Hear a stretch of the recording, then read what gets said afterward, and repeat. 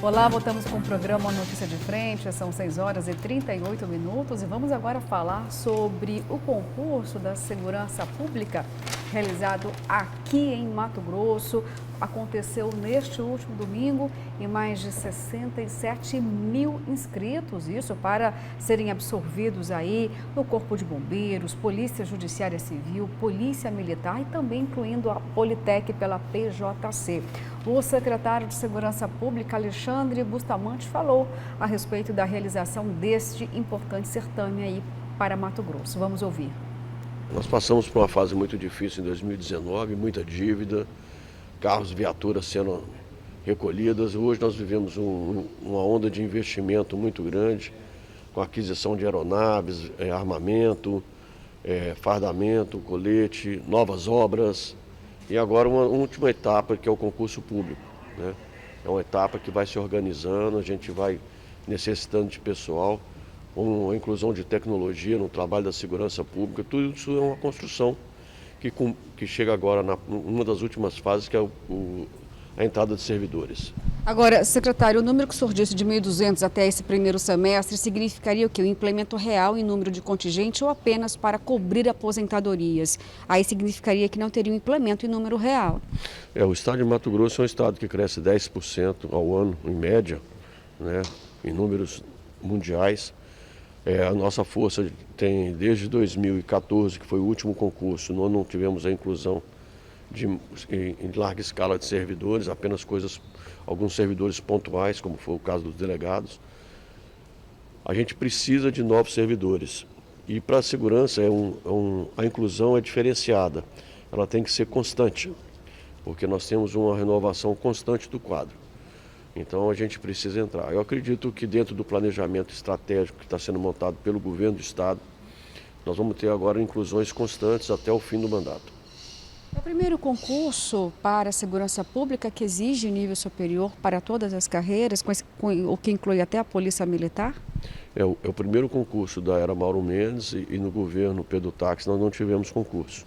O último concurso que houve, salvo engano, foi no governo Simval Barbosa no final de 2014, onde todos os quadros foram aproveitados. Mas, de qualquer forma, é um avanço do estado esse concurso. Eu acredito que nós vamos ter aí servidores com vontade de trabalhar, vontade, que o estado é muito grande, a gente precisa colocar servidores no interior, especialmente onde o interior está crescendo muito, muito, muito. O governador está investindo em asfalto, em novas unidades aí no interior, e com isso a gente tem a certeza que ele está sensível na área de segurança e vai colocar mais pessoas na área de segurança, especialmente Polícia Militar, Polícia Civil, Corpo de Bombeiro e Politec.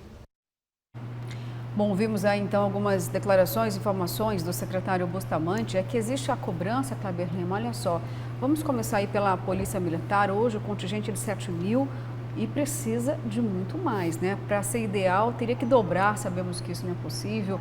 A Polícia Judiciária Civil tem uma maior necessidade em relação ao número de investigadores, hoje são aproximadamente aí 2.000, delegados por enquanto não, como o próprio secretário disse, né, de delegado aconteceu o concurso, ainda acontece o chamamento gradativo dos delegados, mas é diferente com os investigadores e também com escrivães, a necessidade é maior. E o Corpo de Bombeiros está querendo ampliar e precisa ampliar o atendimento à população, porque hoje existe uma cobertura de 65% dos municípios ou da população, e o Corpo de Bombeiros quer chegar a 85%, Kleber.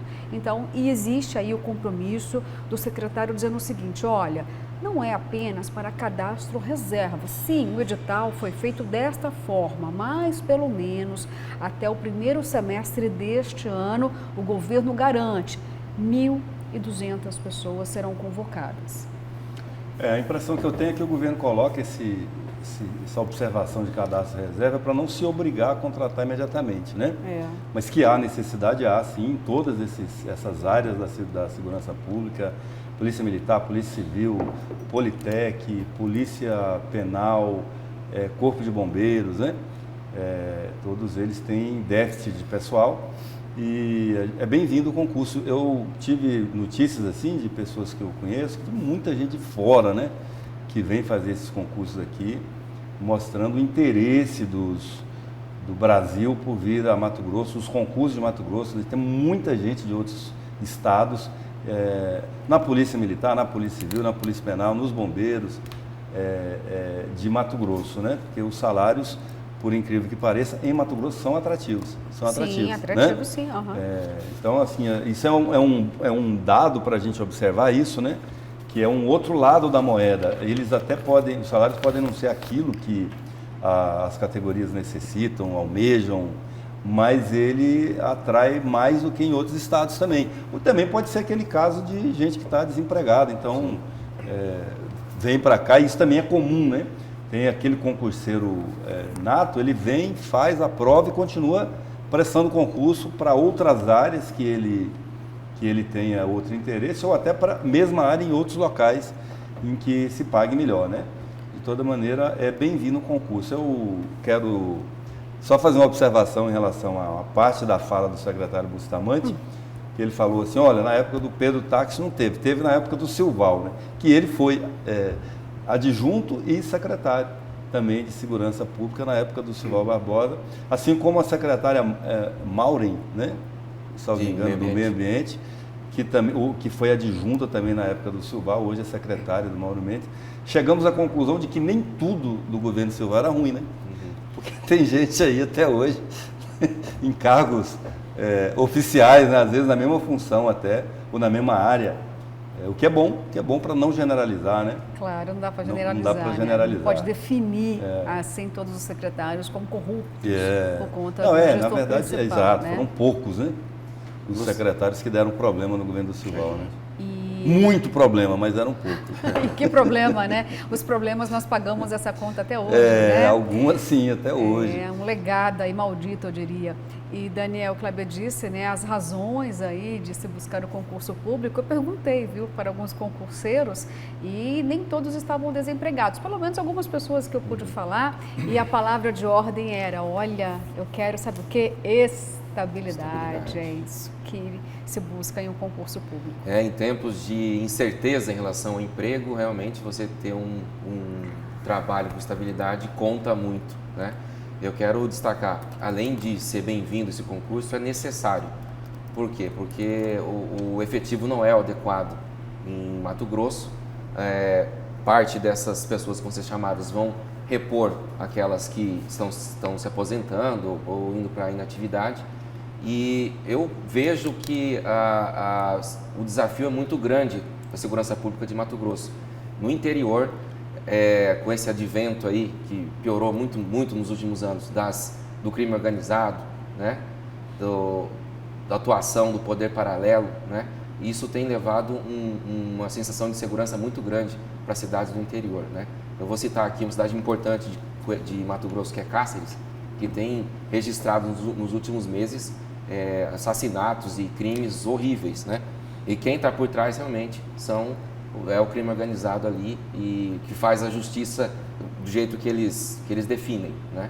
Eu acho que vai ser importante esse concurso e outros que podem vir para frente para realmente Mato Grosso poder combater de forma mais adequada o crescimento da violência no interior.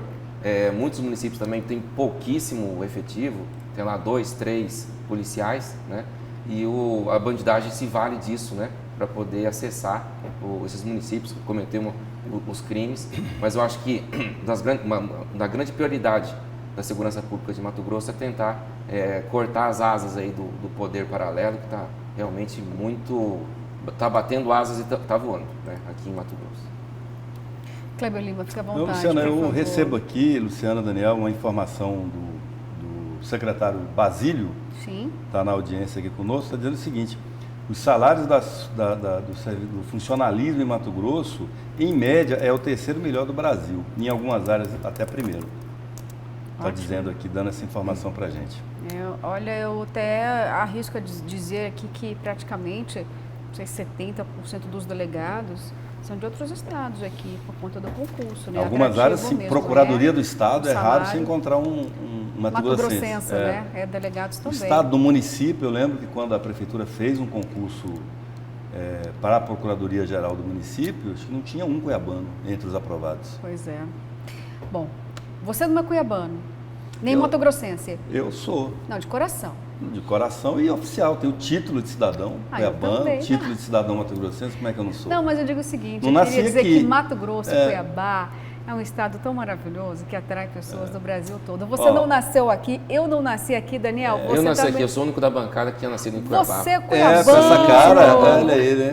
Eu menos Cuiabá. Apostaria, né? Essa cara de pudim, né? Pudim. Depois você vai explicar o pudim, viu? Não foi o Kleber que inventou isso, não. Bom, gente... Mas assim, como diz a música, né? O rasqueado famoso aí, né? Assim, só não nasci em Cuiabá, mas no que eu cresci, meu bom Jesus mandou buscar. A minha você, Luciana. Famoso pau rodado. Isso aí. Não aguento mais ser chamada de Não, pau rodado. não é pau rodado, acho que já tem fincado, né? Está quantos anos aqui? Mal pai da minha vida, quase 40 anos em Cuiabá. Pois é, já ficou, viu? Bom, gente, olha só, e agora eu vou chamar ao vivo o repórter Oliveira Júnior, porque vamos falar daquele show mais comentado do século, eu diria. E aí, gente, será que vai rolar ou não o show de Gustavo Lima? Oliveira Júnior, conta pra gente, será que vai ter o tchê lá na Arena Pantanal ou não? Qual o novo episódio, né, dessa novela, digamos assim? Conta pra gente. Pois é, Luciana, essa é uma queda de braço que começou já há muito tempo, né? Desde o final do ano passado, as autoridades ligadas ao futebol, a Arena Pantanal e o Cuiabá Esporte Clube, que é o mais interessado, vem criticando a concessão aqui da Arena Pantanal para a realização desse show deste artista Gustavo Lima, que está previsto para o dia 19 de março aqui na Arena Pantanal. Primeiro, o Cuiabá reclamou, temendo que o gramado seja prejudicado com a realização deste evento. Depois, ao serem comunicadas à Confederação Brasileira de Futebol e à Confederação Sul-Americana, a Comebol, que detém a organização da Copa Sul-Americana, na qual Cuiabá deve jogar entre o dia 5 e 7 de abril, também se manifestaram enviando documentos oficiais dizendo que desaconselham a realização deste show aqui na Arena Pantanal, temendo prejuízos ao gramado e, lógico, ao mandante desta partida, que é o Cuiabá Esporte Clube. E, por último, na última sexta-feira, o governo do estado emitiu uma nota oficial que também orienta a organização do show para mudar de local, ou seja, que seja transferido da Arena Pantanal para outro espaço aqui na capital, ou até mesmo que o show seja transferido para outra data. Isso, lógico, cedendo aí às pressões tanto do Cuiabá Esporte Clube, da Federação Mato-Grossense de Futebol, da CBF e da Comebol. E agora, ao que tudo indica, este show deve realmente mudar de local, porque apesar da empresa promotora garantir que todos os cuidados serão tomados, que o gramado não será prejudicado, chegou até a se falar em troca de gramado. Um absurdo, né? A Arena Pantanal teve o seu gramado trocado já, depois que foi infestado por uma praga. Agora, você trocar o gramado depois de um show, não haveria tempo hábil de forma alguma para o Cuiabá jogar a Copa Sul-Americana aqui, sem falar nos outros prejuízos para os demais clubes que também utilizam a Arena Pantanal. Lembrando que nós tivemos ontem aqui na final da Supercopa do Brasil, Flamengo e Atlético Mineiro, 2-2 no tempo normal, e nos pênaltis 8-7 o Galo Mineiro acabou sagrando-se campeão, com 32 mil pessoas na arena, com 80% de sua ocupação. E depois do jogo, o que a gente vê, isso aqui, o Peixe vai mostrar, olha as imagens, hein? Muito lixo espalhado aqui no local, e com certeza as autoridades, a gestão da arena aqui por parte do governo do estado, vai ter muito trabalho para fazer essa limpeza, para recuperar essa área externa. Imagina lá dentro como é que não está, né? Voltamos com você, Luciana, bom dia. Opa, Oliveira Júnior, bom dia. Oliveira trazendo aí duas notícias pra gente, hein? Isso que é repórter bom. A gente pergunta A, ele responde A e B. Obrigada, Oliveira, trazendo imagens também para desse desrespeito aí. Mas olha, eu vou dizer uma coisa. Não é motivo, tá? Mas eu não tô vendo uma lixeira aí na Arena Pantanal. Você que vai fazer caminhada aí, que participa das festividades, enfim, poucas agora por conta da pandemia. Mas tem lixeira aí? Não tem, né? Bom, eu, quando vou em algum lugar e preciso jogar uma garrafa, um copo fora e não tem lixeira, eu levo pro meu carro. Depois eu descarto no local correto. Mas onde tem mais de 30 mil pessoas, nem todos terão essa consciência ambiental. Mas fica aí também, viu? É preciso ter mais cuidado ao entorno da arena. Isso em relação ao poder público e também para você que frequenta aí. E Oliveira trouxe para a gente aí o resultado do duelo, então, deu muito bem para o Galo, né? 24 cobranças de pênalti, 12 para cada lado, e aí, mais uma vez, trazendo uma grande vitória para o Galo.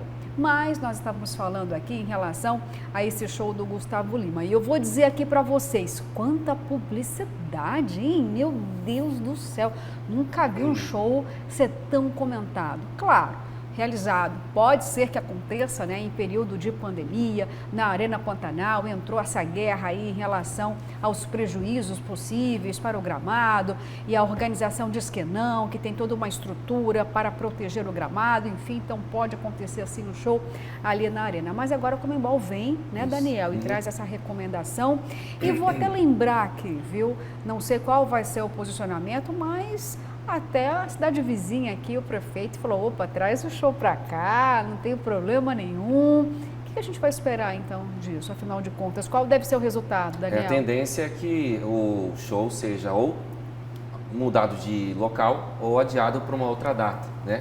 Realmente isso só aconteceu depois que a CBF e a própria Conmebol fizeram pressão sobre o Cuiabá Esporte Clube e sobre o governo do estado sobre a situação do gramado após um show. O Cuiabá entrou em contato com a empresa operadora do gramado ali, que é responsável pelo gramado, que disse também ao Cuiabá e à própria CBF que precisaria de 60 dias para recuperação total do gramado após um show desse, né? O show está marcado para 19 de março e dali a 2 semanas, menos de 15 dias, ou 15 dias, ou 18 dias, o Cuiabá vai estrear na Copa Sul-Americana, né? E por isso a Conmebol fez essa recomendação para que o show não acontecesse, porque o gramado não se recuperaria até lá, né? E o Cuiabá já participou uma vez da Copa Sul-Americana, mas nunca enfrentou um time de fora do país. É isso que pode acontecer agora, por isso que é histórico, né? O Cuiabá, pela primeira vez na história do clube e do futebol de Mato Grosso, enfrentar um time de fora do Brasil, né? Que isso deve acontecer agora no começo de abril. Então, a questão sanitária, resumindo, a questão sanitária não foi levada em consideração para esse provável transferência do show do Gustavo Lima. O que pegou mesmo foi a questão do gramado da Arena Pantanal, né? O que acabou sendo um pouco mais coerente, né? Porque a gente lembra muito bem de 2019, com os 300 anos de Cuiabá, quando o prefeito da capital, o Emanuel Pinheiro, queria fazer o festival dos 300 anos na Arena Pantanal e foi impedido tanto pelo Cuiabá Esporte Clube quanto pela Secretaria de Esporte e Lazer, que citou que ia ter problemas das condições do gramado após o festival, né? E naquela época o Cuiabá estava 2 semanas de estrear na Série B do Brasileiro e esse argumento foi suficiente para que o festival fosse cancelado em 2019. Luciana, acrescentar uma informação aqui que o secretário Basílio enviou. Ele diz o seguinte: de 2019 até o final do ano passado, 2021, o governo nomeou 1.157 servidores nas áreas de educação, segurança pública, controladoria, procuradoria, as áreas administrativas e DETRAN. 1.157 aprovados, né? Em concurso foram convocados e empossados, nomeados os respectivos cargos para os quais concorreram. Opa, obrigada pelas informações, então, secretário, que está aí na audiência. E só reiterando também que esses números devem se elevar em relação à segurança pública, porque esse concurso vai ter validade até o ano de 2025, prolongando um pouco mais o prazo para realmente contemplar os aprovados no concurso, viu? Bom, sim, senhora. Agora... E deixa eu te perguntar uma coisa. E quem eventualmente for aprovado nesse concurso agora, poderá ser convocado antes das eleições ou só depois? Olha, segundo o próprio secretário, até junho, 1.200 devem ser convocados. É um compromisso do governo, viu? Então, antes das eleições, tá? Bom, gente, agora vamos falar um pouquinho do governador Mauro Mendes. Ele que está em viagem, uma comitiva internacional, deu uma chamada, sabe em quem, senhores? No Emanuel Pinheiro. É o primeiro da lista. Não, chamada para Emanuel não. Seria um outro nome aí, eu vou poupar aqui o adjetivo, viu? A chamada que o governador deu foi no governador em exercício, Otaviano Pivetta. Foi mais ou menos assim: ei, e aí, Pivetta? Você vai concorrer comigo? Não vai embora? O governador já disse que não sabe se vai concorrer, mas aí acabou dando uma chamada do vice, se for, ele quer saber o futuro aí de Pivetta. Mas vamos entender um pouquinho melhor, quem vai contar isso pra gente é o repórter José Porto. Bom dia a vocês da bancada e para todo mundo que nos acompanha aqui na Notícia de Frente. Pois é, recentemente o governador Mauro Mendes fez uma cobrança direta ao seu vice-governador, Otaviano Pivetta, sobre as definições do futuro político dele agora, em 2022. Lembrando que Otaviano Pivetta, que é o vice-governador de Mauro Mendes, ele se afastou, ele saiu do PDT em 2019 e até então ele está sem partidos. Mas o Otaviano Pivetta já há algum tempo vem conversando com várias siglas. A principal delas, ou a tendência do partido em que ele deve se filiar agora, é o Republicanos, que em Mato Grosso é comandado pelo ex-deputado federal Adilton Saquete, e nessa sigla também tem o ex-prefeito de Nova Mutum, irmão de Pivetta, Adriano Pivetta. Já houve algumas cogitações de que Adriano Pivetta poderia ser inclusive um candidato ao governo de Mato Grosso para enfrentar Mauro Mendes. Mas nessa cobrança do governador Mauro Mendes do União Brasil com Otaviano Pivetta, para que ele defina de fato qual será o seu futuro político agora. Todo mundo sabe que Otaviano Pivetta já tentou e tem um sonho de ser senador por Mato Grosso. Seria uma tendência dele nessas eleições ser candidato ao Senado, mas ainda é um projeto a ser construído. O que o Otaviano Pivetta já adiantou é que, independente de qualquer definição dele politicamente, ele vai continuar apoiando a reeleição de Mauro Mendes. Ele diz que aprova o trabalho do governador até agora e que ele tem chance, sim, de seguir para a reeleição com o apoio do próprio Pivetta. E ele prometeu também que em março, agora no próximo mês, ele volta a conversar com Mauro Mendes para apresentar aí a sua definição política. Ou seja, a tendência é que o Otaviano Pivetta pode até pleitear aí uma candidatura ao Senado, siga para os Republicanos, mas independente de qualquer partido, segundo ele, vai manter o apoio a Mauro Mendes. Agora é claro que essa indefinição de Otaviano Pivetta, né, se seria aí um vice de Mauro Mendes, se candidataria ao Senado, abre muitas especulações, porque Mauro Mendes teria colocado aí uma condição até de companheirismo, né? Primeiro definir o futuro de Otaviano Pivetta para depois também definir qual seria ou qual será o seu vice numa chapa à reeleição. Abre-se muitas especulações e já tem para mais de 10 nomes que gostariam de compor com Mauro Mendes para a sua disputa à reeleição, né? Vamos ver como é que fica. A promessa de Otaviano Pivetta é dar uma resposta agora, no mês de março.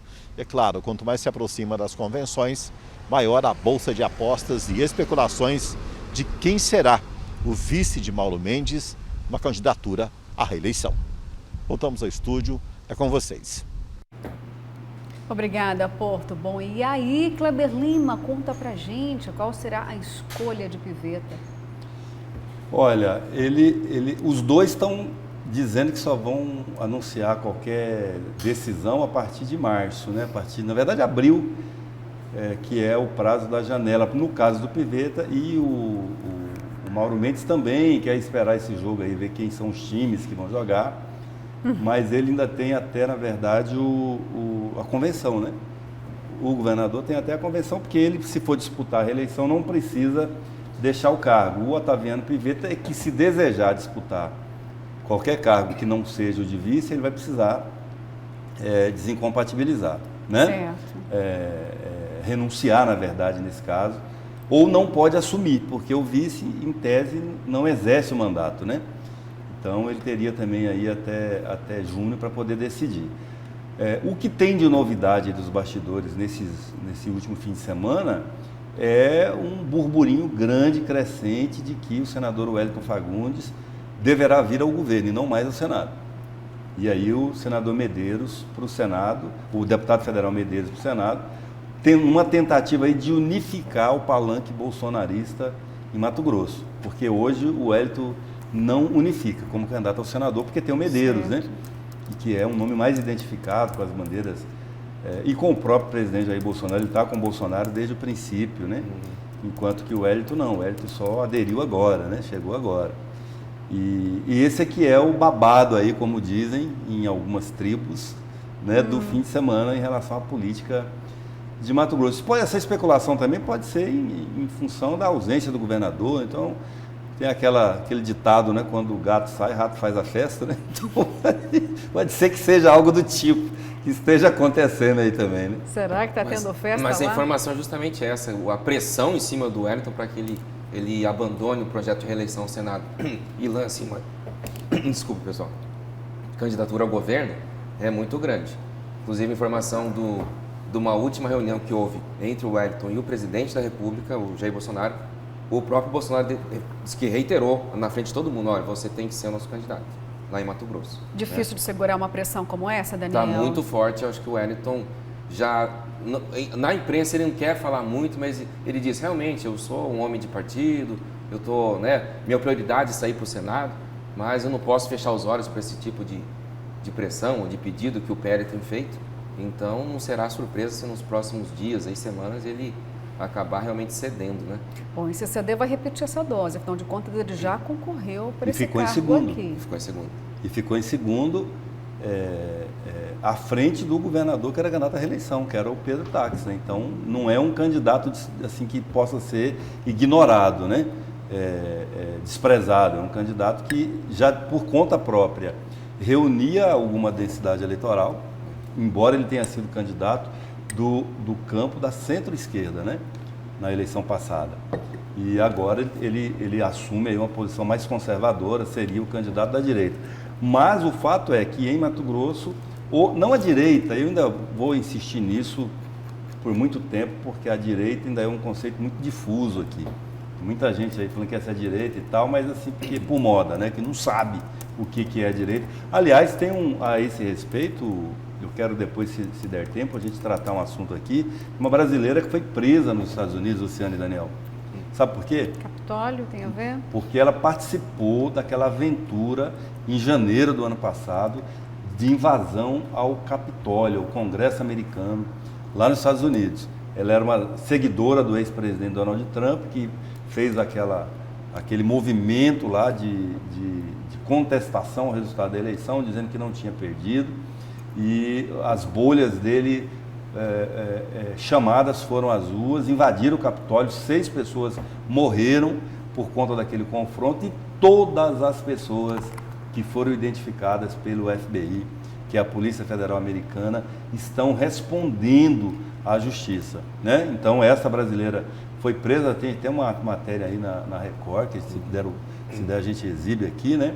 E é um alerta para os que foram ao 7 de setembro, aos que foram jogar pedra no Congresso, no STF, aqui no Brasil, aos que ficam falando bobagem aí nas redes sociais contra ministros e outras autoridades. Isso aí é um alerta, vocês estão sujeitos a responder perante a lei por eventuais crimes que cometam, no mínimo de difamação, né? Mas ainda tem coisa pior, ameaça à autoridade é crime grave, previsto também na legislação brasileira. Então muitas pessoas vão nesse embalo, eu sou e tal, às vezes não sabe nem o que está fazendo ali, depois vai responder, vai pagar pelo que está fazendo, né? Então, quando eu digo que eu não acredito que haja direita expressiva em Mato Grosso, é por essa razão. Tem muita gente aí embarcando, né, que acha bonito ir para o movimento e aparecer, mas nem sabe do que se trata. Daniel, olha só, obrigada, viu, Kleber Lima, uma informação importante mesmo desse desfecho. Mas eu queria ainda retomar um pouquinho sobre o governador Mauro Mendes. Olha só, o próprio governador que ainda não declarou que vai para a reeleição, mas vamos lembrar aqui que realmente inspira uma certa insegurança, porque já aconteceu isso no passado, né? O governador Mauro Mendes, à época, era prefeito da capital, com mais de 80% de aprovação, simplesmente não foi para a reeleição. Será que isso pode novamente acontecer ou não? Se bem que nós temos aqui também inúmeras suspeitas de que isso talvez não aconteça não, né? E vamos lembrar que nesse momento O governador está lá nos Emirados Árabes, em Dubai. Ele assumiu praticamente o protagonismo das ações sustentáveis para o agronegócio, está lá tentando, inclusive, trazer mais créditos em relação às ações ambientais e até tem um programa aqui já conquistado em Mato Grosso por conta de ações ambientais, Daniel. Tem o RAIN através do REDIO, né? E teve já alguma ventilação em Dubai sobre crédito de carbono novamente. Vamos lembrar aqui, é um assunto um pouquinho delicado, mas sabemos que são recursos importantes. Por exemplo, se não me falha a memória, que a cada tonelada de carbono sequestrado significa aí uma conversão entre $1 a 137 dólares. São bilhões e bilhões que os países que conseguem realmente implantar ações ambientais sustentáveis trazem de investimentos. Então, assim, ele está assumindo o protagonismo lá, o nome dele fica mais forte aqui em Mato Grosso, porque nós temos aqui uma resposta para o governador, né, Mauro Mendes, uma ala que diz o seguinte: não, está reeleito, e é difícil alguém perder a reeleição, embora já temos aqui em Mato Grosso casos assim, Kleber Lima, e também tem um outro lado, não, que isso, Mauro não volta nunca mais, jamais vamos reelegê-lo. E aí, Daniel? A presença do governador lá em Dubai realmente representa uma nova chance, como a que aconteceu no passado na COP26, né, na Escócia, de aparecer esse protagonismo do Mauro Mendes em relação à questão da sustentabilidade, do meio ambiente e da produção limpa, né, dos produtos aqui em Mato Grosso. Ele, na COP26, conseguiu liderar, de certa forma, essa narrativa, né, esse projeto todo do país voltado à sustentabilidade. E agora, novamente, parece inclusive que um dono, um proprietário de uma das empresas desses projetos ligados à questão do sequestro de carbono, disse publicamente lá que o Mauro Mendes é um líder nacional nessa área, né? Então, ele pode sim capitalizar politicamente essa questão toda aí e reforçar a campanha dele. Eu vejo como um cenário diferente daquele da prefeitura, quando, por questões familiares, ele consultou a esposa e decidiu não sair para a reeleição. Naquela época, dizia-se muito que a primeira-dama Virginia Mendes estava realmente muito resistente a um novo mandato do Mauro Mendes na prefeitura. Dessa vez, isso não tem acontecido, pelo menos é o que se apura aí nos bastidores. Ela não colocou essa barreira grande sobre um novo mandato. Eu acho, inclusive, que ela já consentiu que ele tope esse projeto para o segundo mandato aqui em Mato Grosso. E, por enquanto, o Mauro, nas movimentações aí dos bastidores do governo de Mato Grosso, tem reinado quase que sozinho, né, nessas pesquisas aí. Se o Wellington aparecer, surgir como um nome alternativo, talvez o jogo comece a ficar mais equilibrado, mas por enquanto não é nenhum nome de peso agora nos bastidores para enfrentar o Mauro Mendes nas urnas. A não ser o Wellington, né? Sim. É o único nome assim que figura entre as pesquisas que eu vi, pelo menos, com uma competitividade para enfrentar o governador, que é o favorito, né? O que as pesquisas mostram é que até agora ele é o favorito mesmo, até pela ausência de outros concorrentes, a não ser o Wellington, né? E sobre essa digressão que o Daniel faz sobre 2016, quando o Mauro Mendes desistiu de ser candidato à reeleição, tem um dado muito importante para ser trazido à pauta, à mesa, Daniel. Naquele momento, as empresas do casal, Mauro e Virginia Mendes, estavam em RJ, em recuperação judicial. Não é assim, a Virginia não deixou, ela que manda, e o Mauro não teve. Não foi isso. Ela travava no seio da família um debate com ele sobre qual seria o melhor caminho para eles recuperarem as empresas. Que eles eram pessoas do mundo privado, eles não eram políticos natos. Que eles não dependiam de política para viver, mas dependiam das empresas, funcionando, né? E aí ela chamou os filhos que já estavam adultos, né? Se tornando adultos e responsáveis também pelos destinos da família, e junto com o Mauro, falou: e aí, todos aqui queremos que você retorne para casa para cuidar das nossas empresas que estão falindo, né? Todas em RJ. e vai ficar aí brincando de fazer política? O que é mais importante para a nossa família nesse momento? E aí prevaleceu na família a decisão de que ele deveria se voltar para as empresas. E pelo que eu estou acompanhando, as empresas, se não saíram ainda do RJ, estão saindo, estão todas saneadas, recuperadas, né? Antes até dele disputar o governo. Quando ele decide disputar o governo, esse problema empresarial já estaria resolvido e as empresas, segundo eu ouço dizer, vão bem, obrigado. Então, não haveria o mesmo risco ou impedimento ou motivo para... Ao contrário, eu vejo a primeira-dama hoje mais feliz, assim, ser primeira-dama do Estado do que era em Cuiabá. Atuando, acompanhando o Mauro, né? Acompanhando lá a Secretaria de Assistência Social, enfim, não me parece que há esse risco dele de não ser. Ele fica nessa porque não é inteligente para ele dizer que é candidato agora, qual que é? A única coisa que ele vai ganhar de dizer que é candidato agora é mais crítica, é mais tiro, mais pedrada, né? Que ele é a vidraça, afinal de contas. O cenário está muito indefinido ainda, né? Nacionalmente, sobre composições de partidos.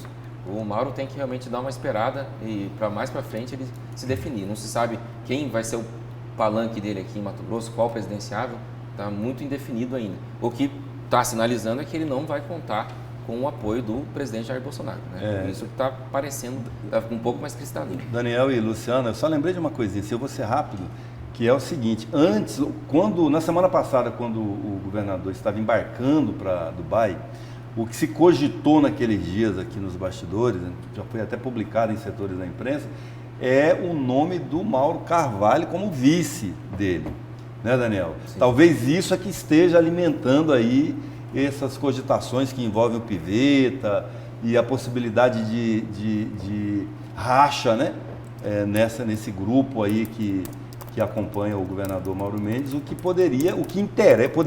interessa muito à oposição. Porque uma eleição assim, de um favorito, ela começa a apresentar esse tipo de problema sempre. Um certo otimismo exacerbado, né? Uma autossuficiência. E aí você alija alguns, porque só cabe um vice, não cabe mais de um. E nesse caso desse ano, só cabe um candidato ao Senado também. Então é uma chapa de 3. E tem muita gente em volta, quer dizer, os que não são escolhidos podem estar sujeitos, né, a saírem do grupo. Tá certo, gente. Olha, o tempo avança, são 7h15. Eu vou para o intervalo, mas voltamos daqui a pouquinho, viu? Ficamos, então, enquanto isso, com imagens do trânsito daqui da capital. Fomos diretamente ali para a Prainha, o movimento ali bastante intenso agora, hein? Daqui a pouquinho voltamos.